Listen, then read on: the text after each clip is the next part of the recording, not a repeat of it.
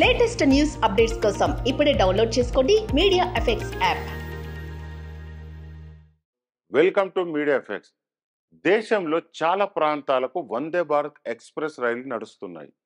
మొదటి వందే భారత్ రైలు ముంబై నుండి అహ్మదాబాద్కు ప్రారంభమైంది.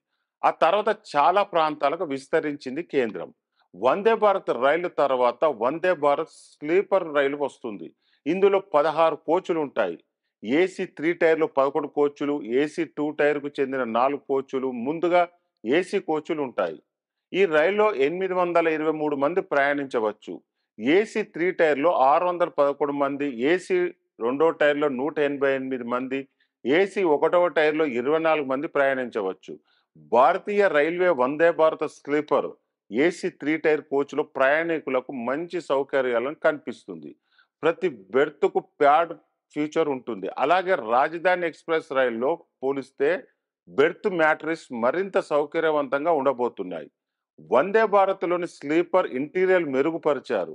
ఈ రైల్లో ఎగువ మధ్య బెర్త్ చేరుకోవడానికి మెట్లను మెరుగుపరిచింది. దీంతో సీనియర్ సిటిజన్స్ ఎగువ మధ్య బెర్త్లకు సులభంగా చేరుకోవచ్చు. వందే భారత్ స్లీపర్ కోచ్లో లైట్ సెన్సార్లు ఉండబోతున్నాయి. రైలు ఒక కోచ్ నుండి మరో కోచ్కు వెళ్ళడానికి ఆటోమేటిక్గా డోర్లు ఉంటాయి. ఈ రైల్లో విమానాల వంటి బయో వాక్యూమ్ టాయిలెట్లు అమర్చనున్నారు.